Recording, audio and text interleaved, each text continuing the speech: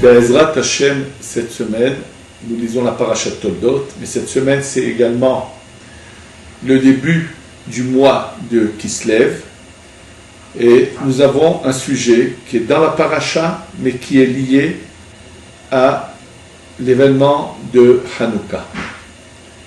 Alors, bien sûr, de quoi s'agit-il? Nous sommes en présence de la naissance de deux mondes, c'est-à-dire deux enfants, mais qui vont donner vraiment deux chemins, celui de la vérité et celui du mensonge.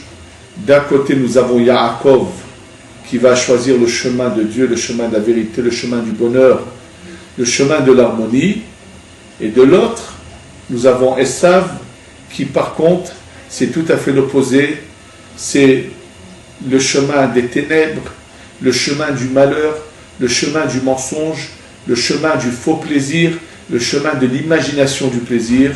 Et vraiment, c'est ce qu'on va essayer de voir ensemble. Et on retrouve ce même combat. C'est d'un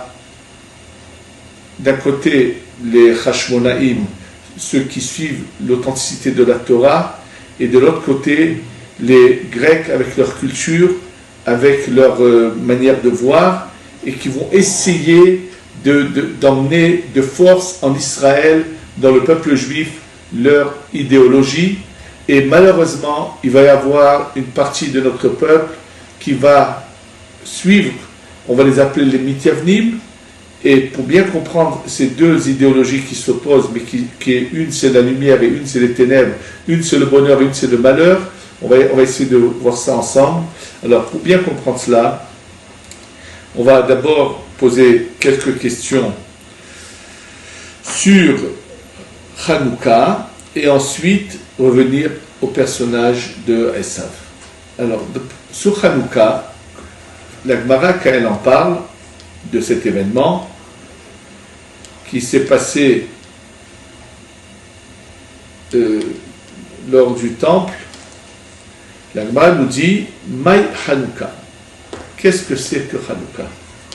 Et on nous dit, les Tanour Rabbanan, nos maîtres nous enseignent, Bekaf e Bekislev, le 25 Kislev, Yomé de Hanouka. Ce sont les jours de Hanouka. C'est le 25 Kislev commencent les jours de Hanouka. Tmania Inun, ils sont 8. Nous ne devons pas faire des loges funèbres ni jeûner ces jours-là. Qu'est-ce qui s'est passé? Lorsque les Grecs sont rentrés dans le temple, quand ils avaient eu le dessus au début, ils ont impurifié toutes les huiles qui étaient dans le temple. Alors pour comprendre de quoi s'agit-il, chaque année, au moment de la cueillette des olives, les Kohanim qui s'occupaient du temple achetaient une certaine quantité d'olives, et ces olives-là, de leur première pression, l'huile la plus pure qui en sortait, était mise dans des jarres. Ces jarres étaient ensuite, on leur mettait un poinçon, c'est-à-dire on faisait couler de la cire dans un poinçon pour qu'elle soit bien gardée, pour que cette huile reste pure, et étaient rangées dans une pièce de rangement du temple.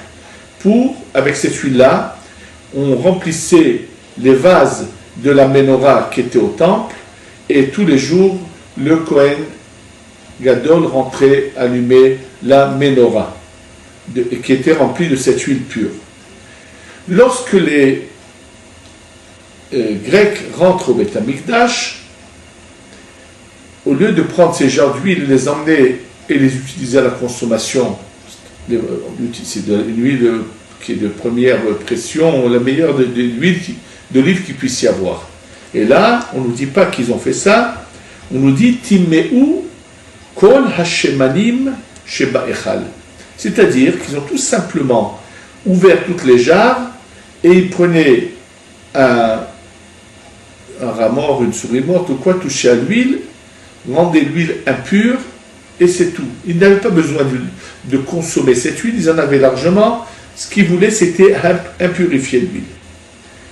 Ou chez Gavra, Malchut Bet Hashmonaïm, et lorsque, dans le combat qu'on va expliquer ce qui s'est passé, que la famille des Hashmonaïm, donc c'est une famille lignée de Kohanim qui, eux, n'avaient pas accepté de se laisser influencer ni abattre par les Grecs, et se sont soulevés et ont voulu se sacrifier, et Dieu leur a fait un miracle, qu'une poignée d'hommes ont réussi à détruire et à repousser une armée entière des Grecs.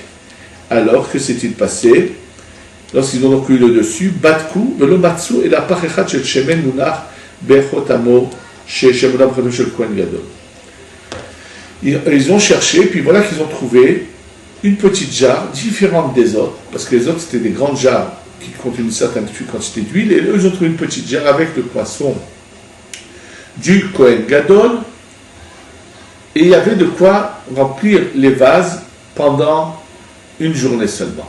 Maintenant, le temps d'aller chercher des olives dans la région où les olives poussaient, de les emmener, de les presser et d'en sortir une huile, ça aurait duré 8 jours. Donc, que s'est-il passé? Eux, ils ont d'abord allumé le premier jour avec cette huile qu'ils ont trouvée.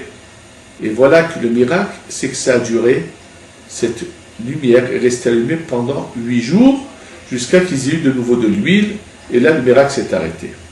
Et en souvenir de ce miracle-là, nos sages nous ont instauré la mitzvah, le commandement, d'allumer la Hanoukia pendant 8 jours. D'allumer la Hanoukia, donc le premier jour on allume une, deuxième jour 2, jusqu'à 8 jours on allume 8, et de préférence il faut allumer avec de l'huile d'olive, c'est la de préférence. Alors bien sûr que on a plusieurs questions qu'on va se poser, c'est que le miracle du combat n'est pas mentionné, et deuxièmement, d'abord on va continuer l'Agmara. L'Agmara dit que donc l'huile a duré 8 jours, et les Shana Aheret, l'année d'après, donc pas immédiatement après ce miracle-là, mais ils ont attendu 1 an, les Chachamim, l'année d'après, Kav'um Veraso Yamim Tovim Behalel Veoda. L'année d'après, ils ont fixé cette fête, qui va être une fête où on va louer Dieu, puisqu'on récite le Hallel, et donc allumer la Hanouka, bien sûr. Mais la décision de fixer Hanouka pour toutes les générations n'a pas été prise tout de suite après l'événement, mais les Chachamim ont attendu une année entière. Pourquoi n'ont-ils pas pris cette décision tout de suite? Maintenant, pour comprendre ce que je vais dire au nom du Beni Israël, je vais vous raconter une histoire, celle de l'auteur du livre Beni Issachar. Le Beni Issachar a été écrit par un très très grand tzaddik, un grand saint qui s'appelait Rav Tzvi Elimelech de Dinov. Rav Tzvi Elimelech de Dinov est le neveu du Noam Elimelech de Rabbi Elimelech de Nijinsk. Le Rav Tzvi Elimelech de Dinov, donc l'auteur du Beni Issachar, qui a écrit d'autres livres, mais qui est connu surtout par son livre de Beni Issachar, qui a été en Europe, dans le monde chassidique, c'était le livre de base que pratiquement toutes les chassidouillotes, tous les chassidim commençaient à étudier. C'était le livre de base, c'est un des livres vraiment de base qui a été utilisé en général dans le monde chassidique. Le Beni Israël l'a également lu, et beaucoup l'ont eu. C'est un livre vraiment très très particulier qui ramène beaucoup de choses très belles. En tous les cas, son auteur, qui était l'élève du José de Lublin. Le José de Lublin, c'était un grand tzaddik qu'on a appelé le voyant de le José, c'est voyant, le voyant de Lublin. Pourquoi on l'appelle comme ça? Parce que le José de Lublin a été un personnage qui est dans sa génération, qui n'est pas très lointaine, a eu le mérite de voir vraiment du début jusqu'à la fin du monde. Il voyait ce qui se passait vraiment dans le monde entier. Et lorsque les gens rentraient chez lui, ils voyaient d'emblée tout ce qu'il y avait dans chacun. Le Bnei Issachar, en venant le voir une fois, avait envie de poser la question. C'est que chaque année, au moment de l'allumage de la Hanoukia, donc l'auteur du Bnei Issachar, sur Rav Tzvi Elimelech, ressentait quelque chose de très particulier, il sentait une sainteté, une joie, quelque chose le pénétrait d'une manière très très très intense. Et il se demandait pourquoi cette mitzvah, ce commandement, l'accomplissement de cette mitzvah de l'allumage de la Hanoukia me touche tant, m'ébranle tant, me fait tant ressentir ce que je ne ressens pas sur les autres mitzvot. Je ressens, mais pas autant, c'est quelque chose de très particulier. Naturellement, qu'est-ce qu'il s'est mis à se dire? Peut-être que je suis la réincarnation des Hashmonaïm, et puis il a dit non, c'est pas possible, je ne suis pas Cohen. Donc, ça l'intriguait. Et avec cette pensée, un jour, il va vous rendre visite au Chosé de Lublin. Et quand il rentre voir le Chosé de Lublin, avant qu'il ouvre la bouche, le Chosé lui dit, tu sais pourquoi tu ressens de manière tellement intense la mitzvah de Hanouka? Parce que sache que toi, à cette époque-là de ce combat, de cette histoire de Hanouka, tu étais membre du Sanhedrin. Et le Sanhedrin, qui avait donc instauré, un tchèque de cette époque-là, qui ont instauré le Hanouka pour toutes les générations, était composé en très très grande partie de gens qui venaient de la tribu de Issachar. Pourquoi? Tout simplement, la tribu des Issachar, c'était l'école Elman d'aujourd'hui. La tribu où presque tout le monde passait son temps à étudier du matin au soir, c'était la tribu de Issachar. Et qui c'est qui subvenait à leurs besoins? C'était Zevouloun. Issachar et Zevouloun sont deux frères de la même mère. Et Zevouloun, qui était sur le bord de mer, allait voyager pour le commerce. Et donc, Baruch Hashem gagnait sa vie honorablement. Et Zevouloun se donnait à la tribu de Issachar, tous ceux qui étudiaient la Torah, la possibilité de survivre. Et donc, leur donner ce qu'ils avaient besoin pour qu'ils puissent vivre honorablement et étudier la Torah. Donc, la plupart des Chachamim, des sages de cette époque qui siégeaient au Sanhedrin, étaient des membres de la tribu de Issachar. Et donc, c'est eux qui ont attendu un an pour fixer la fête de Hanouka pour toutes les générations. Et donc, lui, Rabbi Tzvi Elimelech, le Chosé Lublin, lui révèle qu'en fait, à l'origine, il est la réincarnation d'un de ces sages qui a siégé, qui a donc fixé la fête de Hanouka pour les générations, et c'est pour ça que chaque année, il ressent ce qu'il ressent. D'ailleurs, quand on lit son livre, qu'il a appelé Béni Issachar, les enfants du Issachar, on voit que ce n'est pas par hasard qu'il a appelé comme ça son livre, c'est que tout simplement, comme il a eu la révélation qu'il était de la tribu de Issachar, quand vous lirez ce livre, vous verrez combien de fois il parle de cette tribu de Issachar dans son livre, parce qu'effectivement, il en est un descendant. Et maintenant, ce qui reste à comprendre, ce que va nous expliquer le Ben Ish Chai, c'est pourquoi ont-ils attendu un an. Alors, avant de ramener l'explication du Ben Ish Chai, je vais ramener encore autre chose. Le Rabbi Israël de Rougine, qui lorsqu'il était jeune, était déjà une très grande âme qui avait une vision aussi particulière.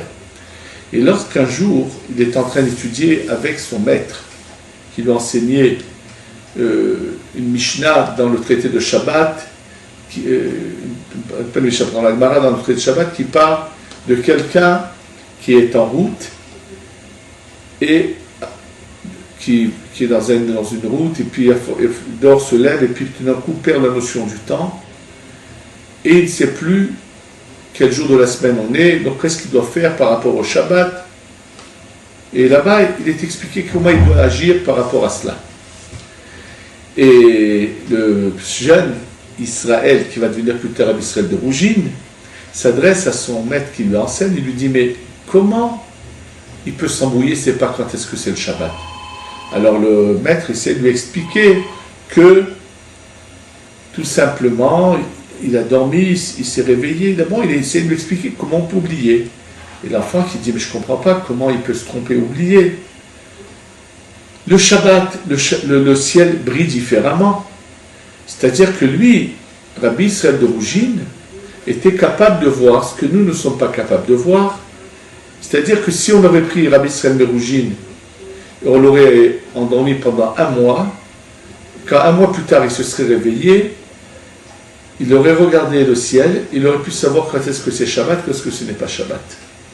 C'est-à-dire que lorsqu'un jour, comme c'est le Shabbat, c'est un jour saint, il faut savoir que si on pouvait le percevoir, on aurait pu percevoir qu'il y a une lumière différente qui se révèle. Il en est de même pour toutes les autres fêtes de l'année. Le Rav Dessler nous explique que, en fait, l'année, c'est une entité. Et pour comprendre les paroles de Rav Dessler, je vais donner un exemple. Prenons une roue de voiture et je vais la faire tourner devant moi. Elle va tourner. Si je verse un peu de sable dessus, quand la roue va tourner, ce sable va tomber et quand elle va revenir à moi, je ne vais plus revoir ce sable.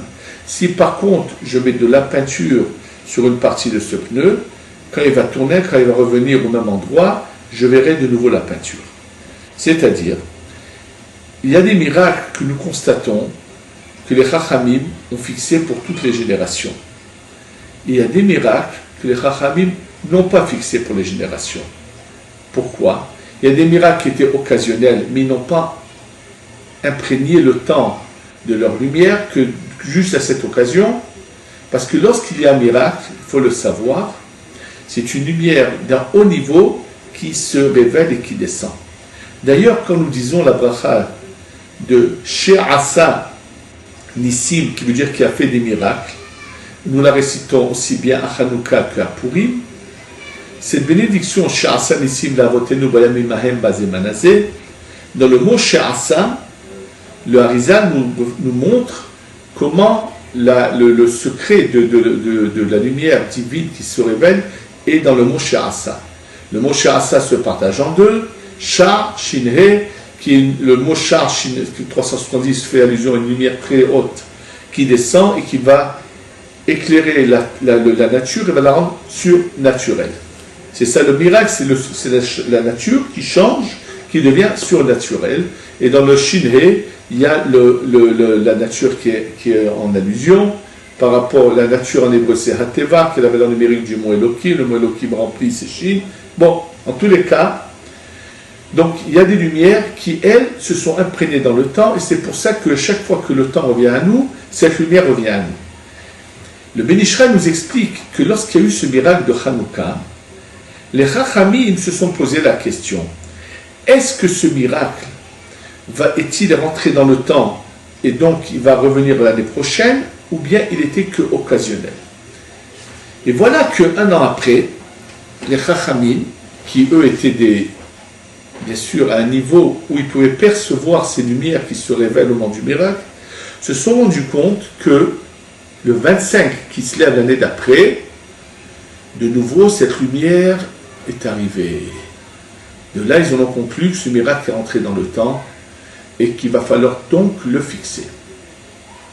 Bien sûr, la question est de savoir pourquoi on ne fixe pas de miracle par rapport à la guerre qui a été gagnée, et uniquement par rapport à cette lumière. Maintenant, avant de répondre à cela, il faut savoir qu'est-ce qui s'est-il passé en fait, comment ils ont trouvé cette fiole d'huile. En fait, chaque année, au temple, on achetait le même volume d'olives, c'est-à-dire puisque c'était des grandes caisses immenses qu'on remplissait d'olives, chaque année, qu'on emmenait dans un endroit où on pressait et on remplissait des jarres. Et chaque année, on avait le même nombre de jarres d'huile qui se remplissaient, qui suffisait exactement à toute l'année pour la menorah.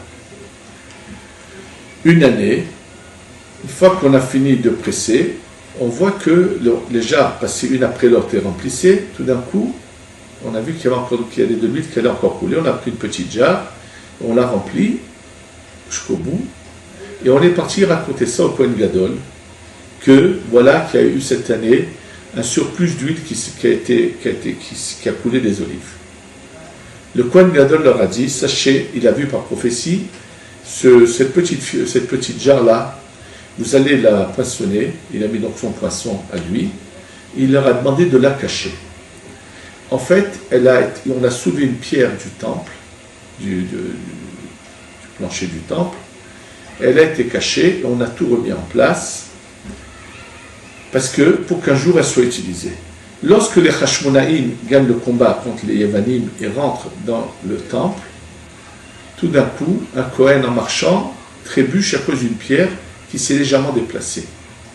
Ça les a surpris parce qu'en fait, les pierres étaient bien mises de manière égale, donc ils ont compris qu'il y avait quelque chose. Ils ont soulevé cette pierre et c'est comme ça qu'ils ont découvert cette petite jarre qui avait été cachée plusieurs générations auparavant en fonction de cela.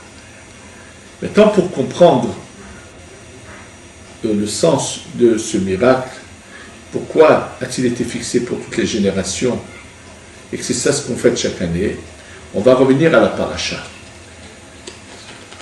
Les Grecs, leur origine, c'est Esav. Et pour comprendre l'idéologie grecque qui veut donc impurifier l'huile, on va voir pourquoi c'est l'huile qu'ils ont impurifiée, on va devoir comprendre la personnalité de Esav, l'identité de Esav, pour savoir s'écarter de ce chemin qui est le chemin des ténèbres. Donc, pour bien comprendre qui c'est cette personnalité, on va arriver à un autre événement qui est commenté dans la Gemara. Lorsque les enfants de Yaakov emmènent le corps de leur père en Eretz Israël pour l'enterrer, ils arrivent devant le caveau des patriarches qui est à Hebron, où là-bas sont enterrés Adam et Hava, où là-bas ont été enterrés Abraham et Sarah. Ensuite ont été enterrés là-bas Yitzhak et Rivka. Et Yaakov avait pris le soin d'enterrer Léa, puisque elle, Rachel, a été enterrée à Bethléem sur le chemin. Donc qui c'est qui a été enterré dans le caveau des patriarches? C'est Léa. L'emplacement où il se trouve, il faudrait descendre. Aujourd'hui, ceux qui connaissent Me'arat HaMachpelah, le caveau des patriarches, quand vous rentrez, vous avez plusieurs salles. On vous dit la salle d'Abraham, celle de Yitzhak, ce qui ne veut absolument rien dire, puisqu'en fait, ils sont dessous. Et cet édifice qui a été construit par Hérodus. Hérodus qui avait fait construire quelque chose de très beau. Mais en fait, il a recouvert l'entrée à la grotte dans laquelle sont enterrés les uns à côté des autres ces 4 couples. C'est pour ça qu'on appelle ça Me'arat HaMachpelah, qui vient de Shom Kefel de 2 fois 2 fois 2 fois, c'est-à-dire donc 2 fois 2, 4, 2 fois 4, 8. Donc il y a 4 couples qui font 8 personnes enterrées les unes à côté des autres. Il y a même des dessins, comment ils sont et tout. En tout cas, donc un lieu très saint pour nous, qui nous a été volé malheureusement par les musulmans, qui nous ont même empêché, pendant quand ils avaient une domination là-dessus, ils ont pendant tellement de temps empêché le peuple juif de prier dans ce lieu-là. Je me demandais ce qu'ils font aujourd'hui là-bas, puisqu'ils n'ont aucun rapport avec ces personnages-là. En tous les cas, quand arrivent les enfants de Yaakov avec le corps de leur père pour l'enterrer, Esav, qui est encore en vie, vient et s'y oppose. Il leur dit non, en aucun cas vous allez enterrer votre père ici. Ils nous dit mais pourquoi?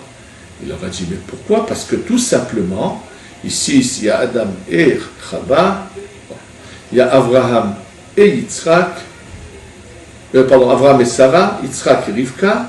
Il y avait encore 2 places. Ces 2 places étaient pour Yaakov et pour lui Esav. Et puisque Yaakov a donné une place à Léa, donc la deuxième, ça appartient à Esav, il n'en est pas question, c'est à lui, il ne veut pas les laisser enterrer leur père. Alors eux lui ont répondu, d'abord c'est faux, c'est que ces 2 places, c'est pour Yaakov et Léa, mais deuxièmement, leur père qui savait qu'il avait un frère qui était rusé, qui était menteur, qui était abominable, qui était vraiment tout ce qui est l'inverse du bon chemin, qui est vraiment horrible, avait pris le soin d'acheter, de payer à Esav, de lui donner de l'argent pour qu'il n'ait plus à redire quoi que ce soit sur cet emplacement, sur cette dernière place qui restait dans cette grotte où était enterrée déjà cette personne. Esav leur dit, ah oui, mon père votre père m'a acheté ça, montrez-moi le document. Alors là, ils étaient embêtés, le document était en Égypte. Donc ils ont décidé de vouloir envoyer Naphtali. Naphtali courait à une vitesse inimaginable pour aller chercher le document jusqu'en Égypte. Pendant ce temps-là, il n'y avait pas seulement les enfants de Yaakov, il y avait des petits-enfants. Parmi eux, il y avait un des petits-enfants de Yaakov qui s'appelle Hushim, qui était le fils de la tribu de Dan. Dan a eu un fils qui s'appelait Hushim, et ce pauvre Hushim n'entendait pas. Alors Hushim voyait des discussions, mais voyait qu'on n'enterrait pas Yaakov. Donc avec les mains, il essaie de se faire expliquer qu'est-ce qui se passe-t-il, pourquoi on n'enterre pas Yaakov. On lui explique avec des gestes, parce qu'il arrive à s'exprimer un peu, mais il n'entendait pas. Alors on lui explique que Esav les empêche, qui prétend que c'est à lui. Il entend ça, il dit quoi? Mon grand-père, son corps est posé de manière qui n'est pas honorable pour lui à cause de ce pauvre type de Esav. Il n'hésite pas, il vient et il lui coupe la tête. Et la tête de Esav tombe dans la grotte, et immédiatement on prend le corps, on va l'enterrer quelque part dans un champ juste pas loin, et finalement on enterre ici Yaakov. Naturellement, on devrait se mettre à réfléchir. La tête de Esav a eu du mérite. Il n'y a pas de hasard. La tête de Esav tombe dans la grotte et le corps est ailleurs. C'est pas sans raison. C'est là qu'est caché tout le secret. Qu'est-ce qui est Esav? On va tout de suite expliquer.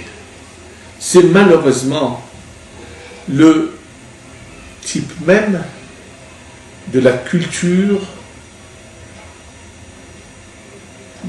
de l'Occident ou de l'Orient, en tout cas pas la culture de la Torah, tout ce qui est en dehors de la culture de la Torah. Pour bien imager cela, je vais vous raconter une histoire que j'ai lue une fois, il y a très très longtemps. M'était tombé entre les mains un article qui avait été écrit, je pense, dans une sélection Religious Digest. Et je pense que Dieu me l'a montré peut-être dans ma jeunesse pour que je l'utilise un jour, car c'était vraiment une très belle leçon. L'histoire s'est passée à l'époque où le général de Gaulle était président de la France, et lors d'un repas organisé à l'Élysée, au château de l'Élysée à Paris, naturellement, c'était un repas, je ne sais pas de quel repas s'agissait-il, mais en tous les cas, étaient invités à ce repas que la high society, les gens de la plus haute société française, bien sûr des gens avec une très grande culture, des grands renoms français. Et la dame qui écrit l'article était présente, faisait partie de ces invités-là.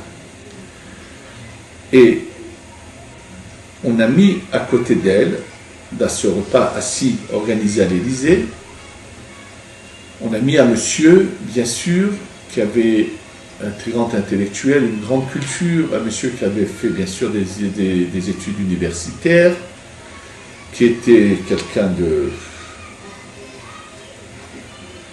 connu, quelqu'un de très bien éduqué, un monsieur très cultivé, la bourgeoisie française par excellence, donc un monsieur respectable. Et naturellement, pendant la soirée, cette dame raconte qu'elle a parlé avec ceux qui étaient à côté d'elle, plutôt on parlait avec elle, et ce monsieur n'a pas cherché juste à parler que de problèmes scientifiques et autres, mais il a plutôt cherché à lui faire la courtoisie toute la soirée, et qu'il était très galant, très poli. Il ne s'est pas arrêté de lui faire la cour toute la soirée.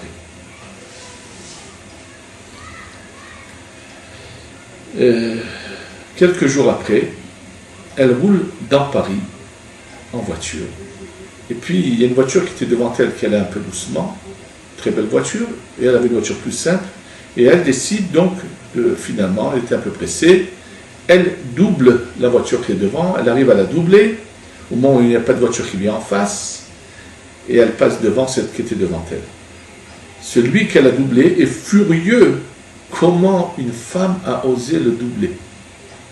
Et là s'engage une course folle, il prend des risques de folie, il cherche par tous les moyens, finalement il arrive à la doubler, et quand il arrive à la doubler, non seulement qu'il la double, mais il la coupe en queue de poisson, il faut qu'elle freine rapidement pour ne pas le rentrer dans sa voiture.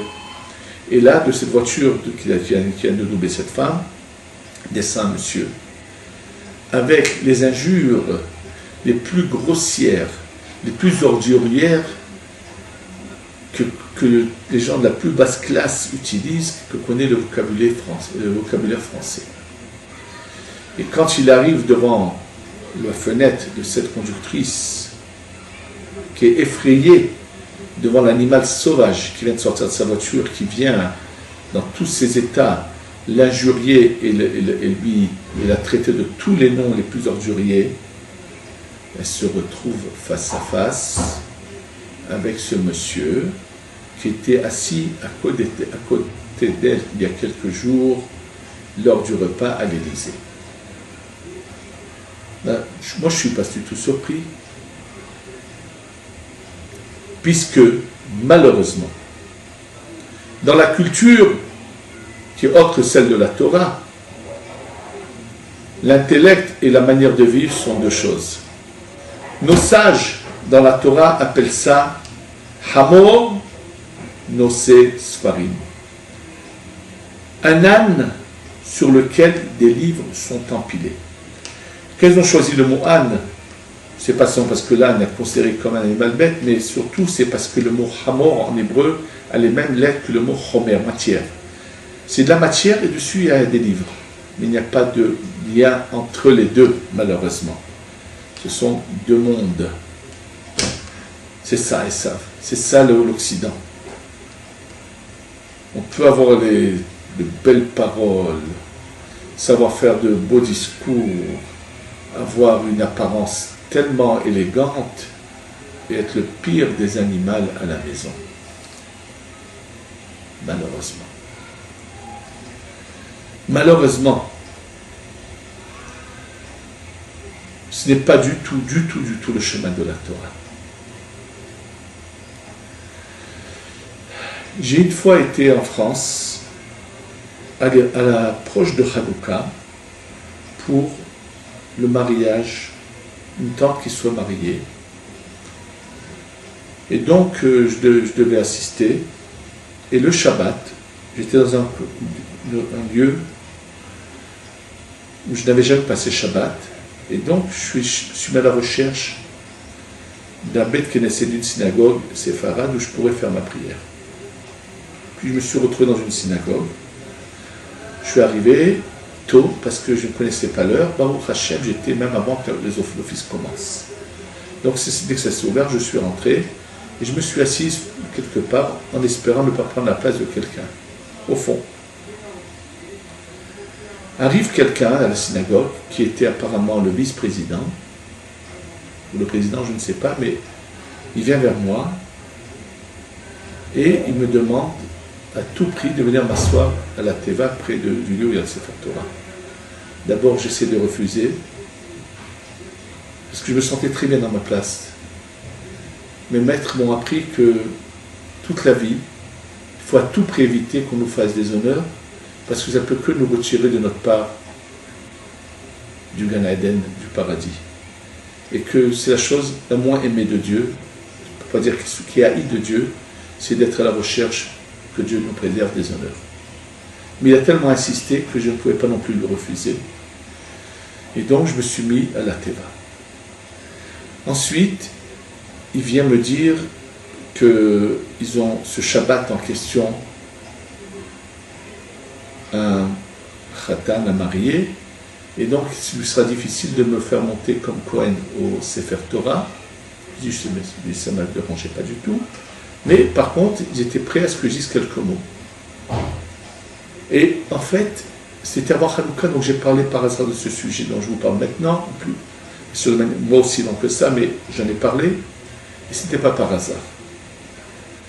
Quand j'étais à la Teva, assis, une fois que l'office était presque arrivé au milieu, je vois quelqu'un arriver vraiment très en retard à l'office, et il s'assoit également quelque part pas loin de moi à la Teva, et ça m'a un peu choqué de le voir arriver vraiment tellement tard, et en un clin d'œil se retrouver au passage de ce qu'on appelle Hashmona Esrei l'Amida, en même temps que tout le monde. On dirait qu'il avait sauté presque la moitié, plus de la moitié, presque toute la prière. Non.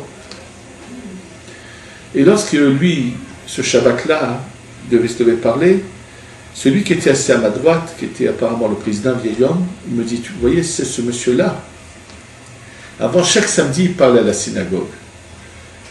Il est professeur d'hébreu dans une école à Paris, mais depuis quelque temps, les fidèles ne veulent plus qu'il parle. C'est juste occasionnellement ce Shabbat qu'il va parler. Mais seulement les gens ne veulent pas qu'ils veulent plus qu'il parle. Et j'ai compris pourquoi. Il s'est levé, et quand il devait parler, on avait l'air d'être au théâtre, en train de voir un acteur en train de faire du cinéma, en train de jouer une pièce. Il fallait voir comment il parlait, les gestes qu'il utilisait, la recherche des mots. On voyait que c'était que de l'apparence. C'était vraiment le Hamor Moses Farim, l'âne sur lequel les livres étaient empilés. Quand on doit parler, on n'est pas des dictionnaires ou des livres de savoir qui vont transmettre leur savoir. C'est pas du tout ça la Torah. La Torah, les Chachamim nous disent, tu sais quand est-ce que tu dois parler? Seulement ce que tu as appris, tu l'as fait pénétrer en toi. Tu vis ce que tu as appris. Et quand les paroles sortent, vont sortir de ton cœur. C'est pour ça qu'il est dit, Dvarim hayotzim minalev nichnasim lalev. Des paroles qui sortiront de ton cœur rentreront dans le cœur de celui qui va les entendre.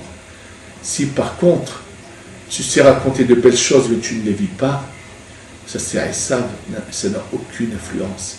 Ça, c'est malheureusement la culture grecque, la culture occidentale, ou même, pareil, la différence avec l'Occident et l'Orient, je vais vous la donner la différence.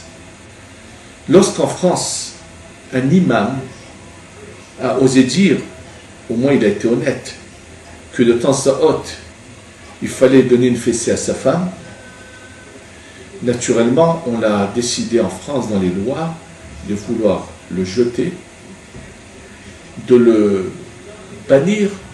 C'est raison, c'est sûr que c'est pas du tout quelque chose qui est... C'est la culture peut-être musulmane, mais c'est pas quelque chose qui doit être admis aujourd'hui, que la Torah n'a jamais, Baruch Hashem, la Torah ne l'a jamais toléré. Mais quel est le mensonge du monde occidental? Je crois que dans le monde occidental, qui n'est pas musulman en France, il y a plus de femmes battues que dans le monde musulman qui préconise des fois de donner la fessée à sa femme. Combien de malheureuses n'osent même pas parler? Combien de malheureuses ont été giflées par le mari, n'ont jamais osé ouvrir la bouche? Mais officiellement, attention, on est des gens cultivés et pas du tout, attention. Lorsque j'ai habité à Marseille, entre 72 et 76, sur mon palais, donc, juste en face de moi, habitait un couple. Cet homme qui habitait en face de mon palais, qui était un jeune, chaque fois qu'il me voyait, il fallait voir comment il parlait.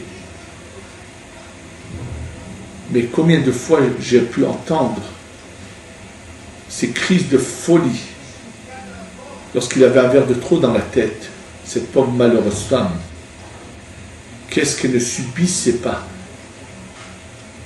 Et on n'a jamais vu aller se plaindre.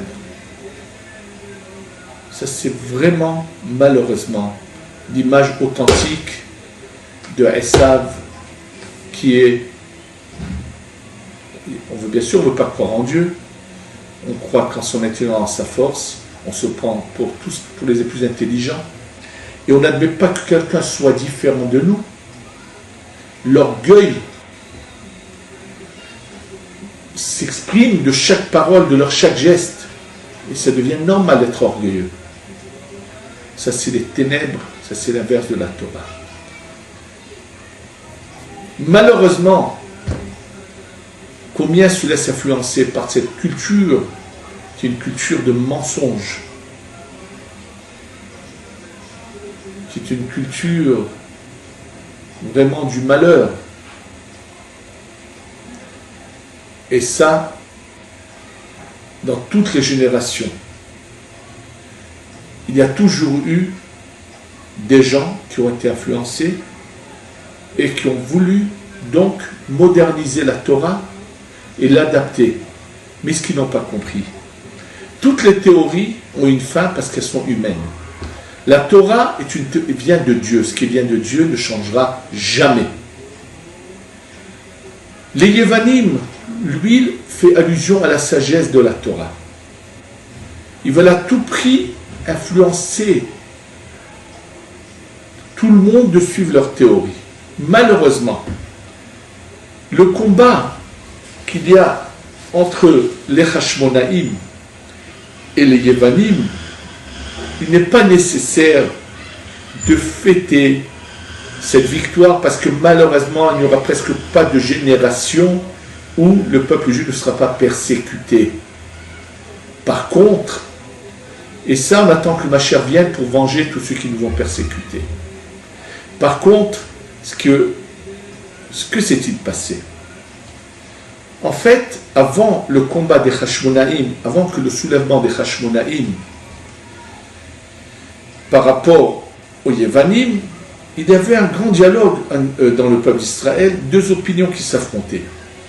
D'un côté, une minorité qui disait les Yevanim sont des gens bien, on peut faire notre judaïsme, mais on va juste le moderniser, l'adapter à la culture grecque.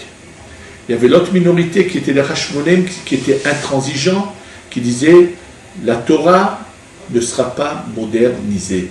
Il n'y aura pas de réformistes, il n'y aura pas de mouvement de réforme, et donc ni de conservateurs, toutes ces inventions. Pas de Copernic chez nous. Pour nous, Copernic, c'est un mensonge pur et simple qui donne fin au peuple d'Israël. Ils n'ont rien inventé, les gens de Copernic. Ils sont tout simplement cette catégorie de pro-grecs qu'on appelle les Mityavnim dans la Torah, qui à cette époque déjà ça existait, bien sûr.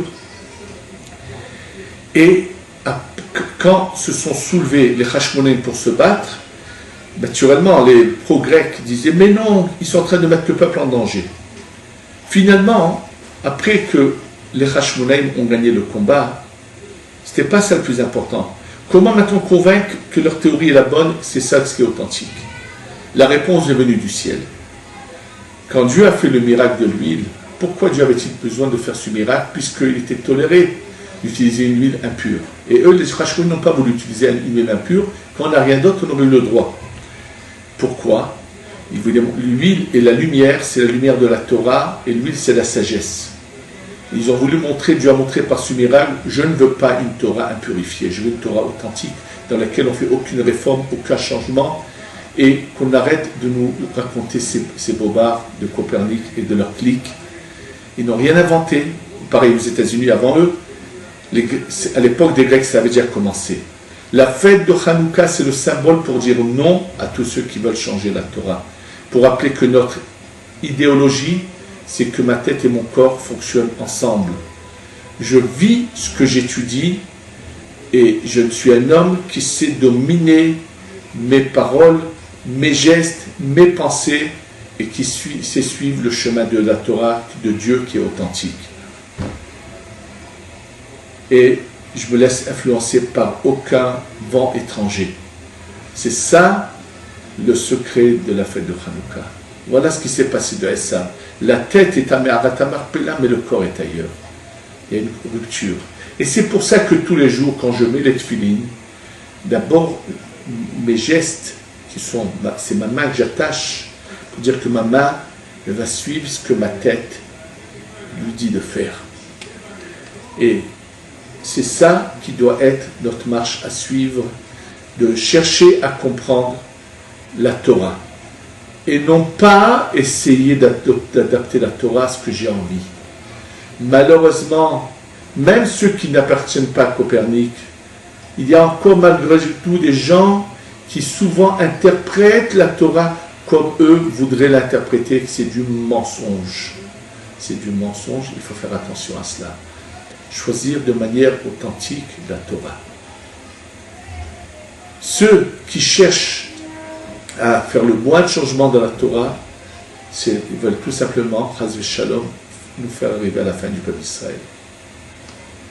C'est une autre forme d'Hitler. Esav a plusieurs faces. Il a son face de méchante, en voulant se battre avec son épée, à tuer, ou à essayer de nous accueillir avec le sourire, mais pour nous faire basculer et nous exterminer de manière spirituelle. La lumière de Hanouka, en la regardant, doit nous rappeler l'authenticité de la Torah et savoir qu'on doit chercher à être le peuple d'Israël. On a nos vêtements, on a nos traditions, nos manières de vivre et non pas importer en nous des cultures étrangères qui sont le sheker, le mensonge, qui sont les contraires du bonheur authentique. Et sachez que suivre le chemin de la chaîne, c'est suivre le chemin du bonheur, de l'harmonie. Face à Shem, que cette lumière qui va venir dans ce monde qui se lève nous éclaire, nous oriente et nous guide toute la vie, jusqu'à que la lumière du Mashiach qui va bientôt venir montre au goyim que c'est nous qui avions raison, qui étions dans l'authenticité. Amen. Ken Yehi Ratzon.